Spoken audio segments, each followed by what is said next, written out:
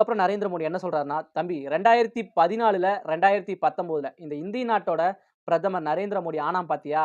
அதே மாதிரி இந்த 2024ல இந்திய நாட்டோட பிரதமர் ஆகுவேன். அதுக்காக நீ என்ன போய் பண்றேன்னா, மக்களுக்கிட்ட மோடி நானு எவ்வளவு நல்ல விஷயங்கள் பண்ணியிருக்கேன். ஒவ்வொன்னா மக்கள்ட்ட போய் சொல்லு.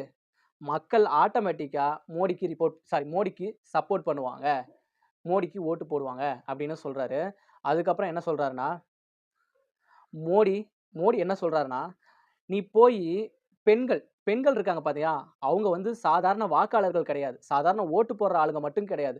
அவங்க தான் நம்ம இந்திய நாட்டோட தலையெழுத்தையே மாத்தப் போறவங்க." அப்படின்னு நரேந்திர மோடி சொல்றாரு. அதுக்கப்புறம் என்ன சொல்றாருன்னா, "நான் இப்போ சாதாரணமா அரசியல் நோக்கத்துக்காக மட்டும் வாழ்ற ஆள் கிடையாது.